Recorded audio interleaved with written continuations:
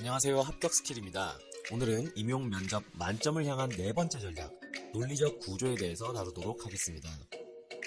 면접 준비를 하면서 답변을 구상하다 보면 머릿속에 생각은 많은데 그것들을 논리적으로 엮어서 하나의 완성된 형태로 만들어내는 게 생각보다 많이 힘들죠. 저도 예전엔 그랬습니다.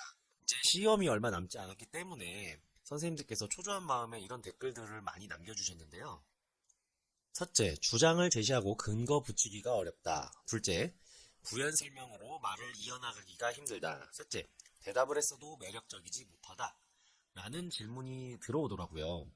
이 부분에 대해서 저도 고민을 하다가 이러쿵저러쿵 말로만 이론적으로 어떤 방안을 제시하기보다는 직접 제가 만든 예상 답안을 같이 보면서 어떤 논리로 말들을 이어나갔는지를 같이 보는 게 좋을 것 같다는 생각이 들었습니다. 물론 제 답변과 그 안에 숨어있는 논리가 완벽한 것은 아닙니다. 하지만 이런 식으로 답변을 풀어나가면 되겠구나 라는 아이디어만 얻어가셔도 저는 만족할 것 같습니다. 기출문제는 4개를 준비했습니다. 그럼 첫 번째 문제부터 보겠습니다. 19학년도 중등평가원 교과 3번 문제고요. 다들 이 문제는 한 번쯤은 풀어보셨을 거라고 생각이 들어서 혹시나 안 풀어본 선생님만 영상을 잠깐 멈추고 확인하면 되겠습니다.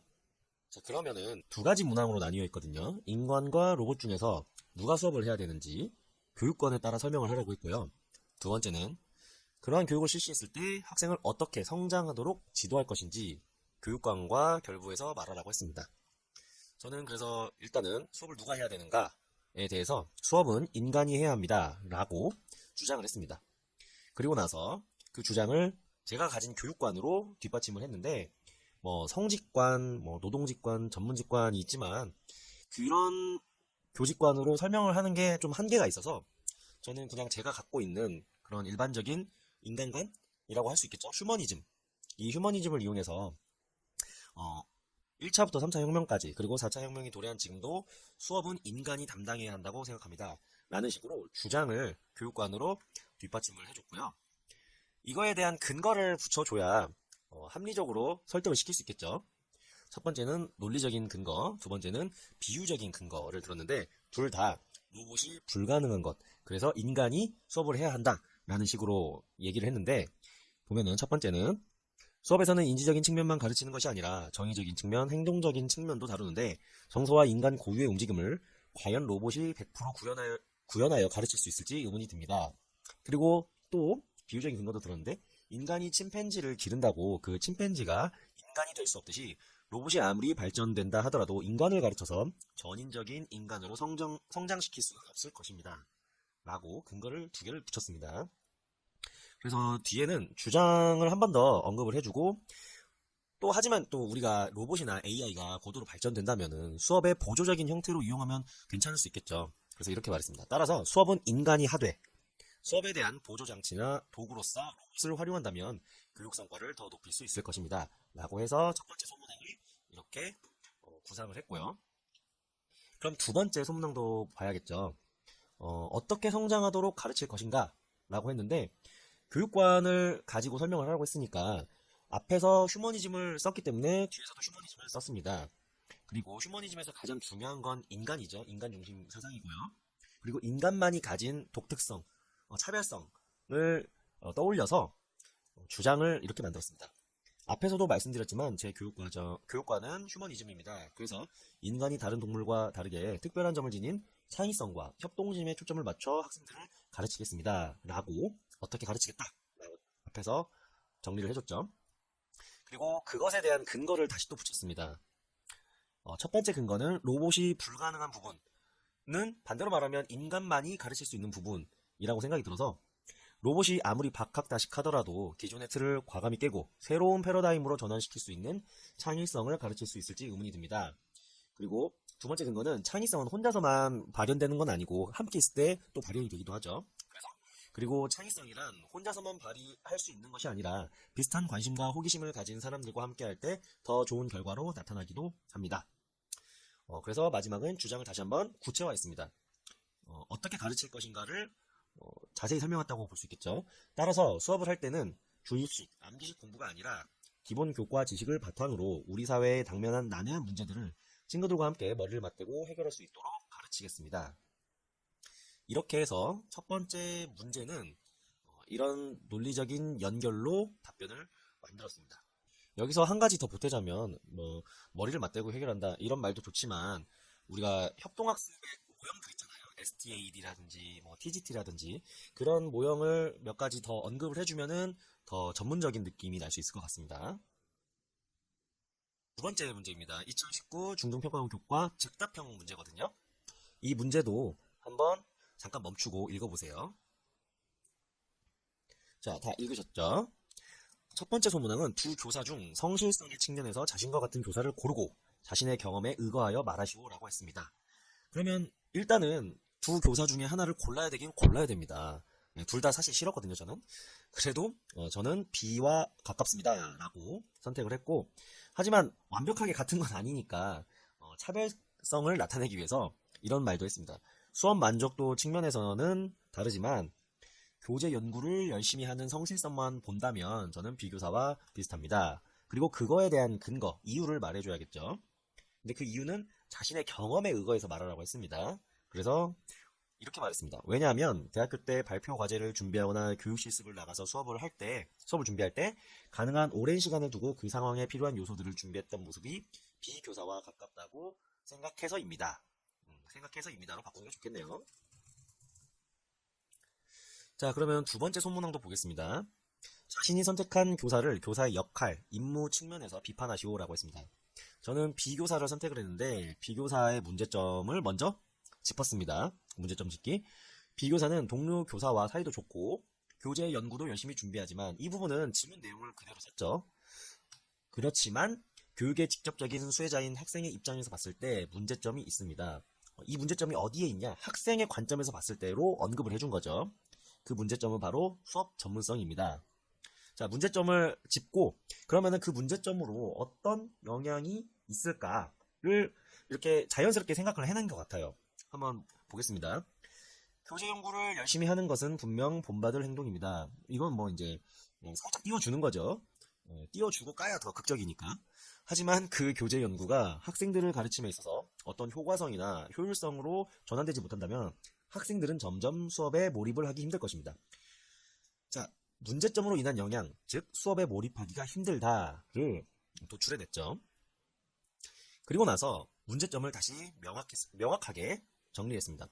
수업 전문성은 자신이 공부한 정도에 달려있는 것이 아니라 그 직접적인 교육 수혜자라는 말을 다시 한번 사용을 했죠. 이 수혜자인 학생에게도 달려있는 것이므로 교사는 자신의 수업이 매력적이지 않은 것을 반성해야 합니다. 라고 해서 다시 한번 이렇게 문제점을 명확하게 짚어줬죠. 그리고 세 번째 소문항, 당신이 A, B 교사 중 한 명과 협력 수업을 한다면 누구와 함께 할 것인가? 라고 했는데 저는 A 교사와 협력하고 싶습니다. 라고 했습니다. 그 이유에 대해서 두 가지로 나눠서 설명을 했는데 첫 번째 이유는 내 성향이 B 교사와 같기 때문에 이런 것이 부족한 점이 있었다. 하지만 A 교사는 이런 게 장점이기 때문에 나는 이런 걸 배우고 싶다. 라고 이유를 나눠서 설명을 하고 있는데요. 같이 한번 보겠습니다. 저는 비교사와 같이 어떤 상황이 주어지기 전에 미리부터 연습하고 준비하는 경향을 갖고 있습니다. 하지만 그렇게 준비한 것을 긴장한 탓에 막상 그 상황에서 100% 혹은 그 이상으로 발휘하지 못해 아쉬웠던 적이 많았습니다. 그래서인지 A 교사와 같이 현란한 말솜씨로 분위기를 즐겁게 만드는 사람들을 보면 어떻게 그렇게 할 수 있는지를 배우고 싶습니다. 자, 그래서 이유로 주장을 근거를 들어줬고요. 이제 협력 수업을 한다면 누구와 함께 할 것인가? 라고 했는데 사실 여기서 조금 더 말을 이어가도 괜찮을 것 같더라고요. 협력 수업을 하면은 거기서 뭔가 배울 점이 있겠죠. 아니면 얻을 점이 있을 수 있고요. 그래서 이렇게도 말을 덧붙였습니다. 따라서 A 교사와 협력 수업을 하면서 A 교사가 어떻게 학생들과 상호작용하고 수업을 이끌어가며 만족도를 높이는지 하나하나 분석해 보겠습니다. 분석만 하고 끝내면 안 되죠, 근데. 분석을 했으면 그 좋은 점을 나한테, 내 수업에 반영을 할 수 있어야겠죠? 그래서 이렇게도 말을 덧붙였습니다. 그리고 관찰을 바탕으로 발견한 요소들을, 이 말은 좀 고치면 좋겠네요. 그리고 관찰로 찾은 좋은 요소들을 제 수업에 적용하여 학생들이 더 만족하여 함께 즐기는 수업을 만들도록 하겠습니다. 라는 식으로 A 교사의 장점을 따와서 내 수업에 보탬이 되도록 하겠다라고 마무리를 했네요. 그리고 세 번째 문제입니다. 2019 중등평가 이번엔 비교과 1번 문제거든요. 문제 잠깐 읽어보세요. 제시문의 상황을 보면은 학교 운영위원회에서 교과 방과 후 학교 프로그램을 개설하기로 했습니다. 그러나 학생들은 진로 탐색에 더 관심을 가지고 있는 상황이라서 교과 위주의 방과 후 학교 프로그램에 불만이 있는 상황이네요. 문제점과 해결 방안 각각 한 가지씩 말하라고 했으니까 문제점부터 살펴보겠습니다. 자, 이 제시문에서의 문제점은 방과 후 학교 프로그램 결정에 있어서 교육 당사자인 학생들의 의견이 반영되지 못한 점입니다. 라고 서두에 밝혀놨죠. 그리고 그 주장에 대한 근거를 두 가지로 나눠서 얘기를 했습니다. 해결 방안도 보겠습니다. 첫 번째 방안은 면접책에 있는 일반적인 내용을 가지고 답변을 해봤고요. 두 번째 내용은 이와 관련한 인터넷 기사들을 찾아보거나 구체적인 자료를 찾아보는 게 도움이 된다고 제가 예전 영상에서 말을 했었죠. 그래서 그 내용을 가지고 만들어봤습니다. 해결 방안을 말씀드리겠습니다. 위 상황을 해결하려면 방과 후 학교 프로그램을 결정하기 전에 우선 학생들에게 어떤 프로그램이 개설되었으면 좋겠는지 학생자치회의나 학생총회 또는 설문지 등을 통해 의견을 받아야 합니다. 의견을 받아야겠죠.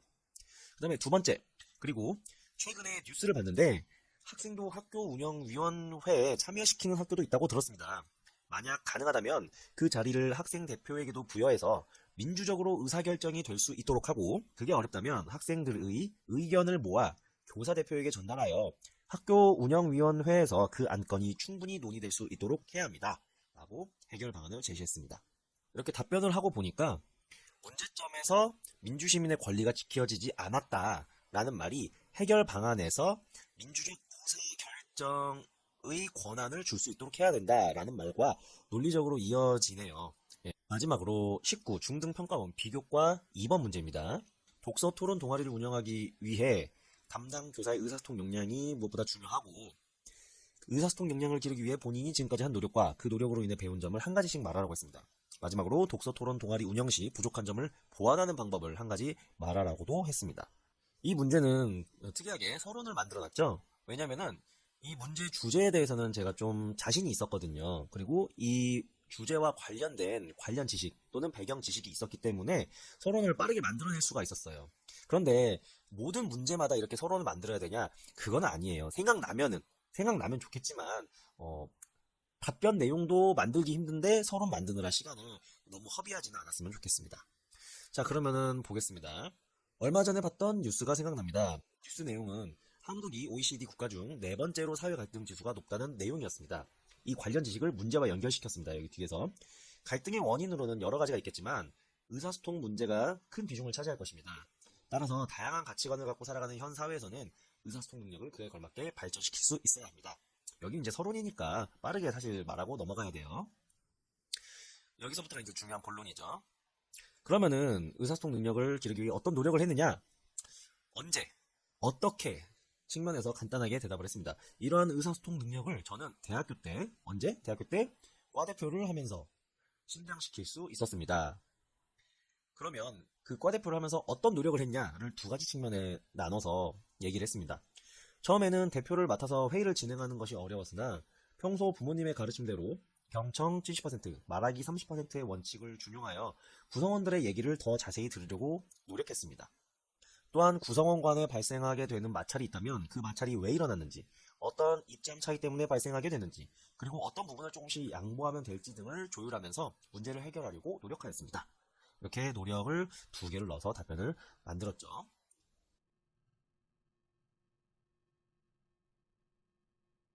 자, 그러면 그로 인해 배운 점도 얘기를 하라고 했습니다. 그렇게 노력을 해서 배운 점이 뭐냐?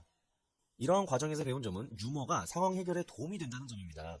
회의를 하다 보면 의견이 대립되면서 점점 감정이 격앙되기도 합니다. 회의를 깔끔하게 진행하는 것도 중요하지만 과열된 분위기를 편안한 분위기로 바꿔 공동의 목표를 위해 진솔하게 얘기하는 것이 정말 중요하다는 것을 느꼈습니다. 그래서 배운 점에 대한 부연 설명을 한 번 더 해줬습니다. 누군가에게 상처가 되는 회의가 아니라 구성원들이 공감하고 힐링을 받는 회의가 되려면 적절하게 유머를 사용하는 것도 의사소통 과정에서 중요하다는 것을 깨달았습니다. 라는 식으로 노력과 배운 점을 말했고요. 마지막으로 독서 토론 동아리 운영 시 부족한 점을 보완하는 방법인데, 일단 선생님들은 이제 내년에 합격하시면 신규잖아요. 그래서 신규의 저자세의 접근으로 겸손을 한번 이렇게 떨었습니다. 아무래도 저는 초임교사이기 때문에 독서 토론 동아리를 운영하게 된다면 잘한 점보다 부족한 점이 많을 것입니다. 그래서 방안을 두 가지 제시했습니다. 따라서 저는 이 동아리 활동을 하기 전에 벤치마킹을 먼저 하도록 하겠습니다. 주변 학교나 다른 시도에 있는 학교일지라도 우수 사례가 있다면 그 모습을 발견해서 동아리를 운영하도록 하겠습니다. 이렇게 운영만 하고 나서 뭔가 심심한 느낌이 있어요. 그러면 운영을 하고 분명히 또 어떤 문제점이 생길 수 있으니까 그것에 대한 대처 방안을 또 얘기를 했습니다. 그리고 분기별로 자체 피드백 과정을 거쳐서 구성원들에게 어떤 부분이 좋았고 어떤 부분을 보완하면 좋겠는지 여쭤보겠습니다. 그래서 그 내용을 다음 분기에 반영해서 동아리 구성원들이 더 참여하고 얘기를 나누고 싶은 독서 토론 동아리를 만들도록 하겠습니다. 라고 답변을 마무리했습니다. 끝으로 한 가지만 더 말씀드리고 영상을 마치도록 하겠습니다. 수험생 선생님들께서 논리적으로 답변하기가 힘든 이유에 대해서 제 나름대로도 분석을 해봤는데, 첫 번째로는 배경 지식이 부족해서가 아닐까라는 생각이 듭니다.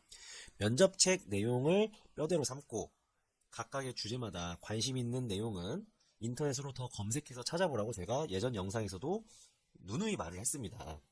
이런 배경 지식들이 충분하지 않으면 아무리 말을 잘하는 사람이라도 알맹이가 빈 듯한 느낌이 들겠죠. 두 번째는 면접 주제마다 구조화가 되어 있는가를 묻고 싶습니다.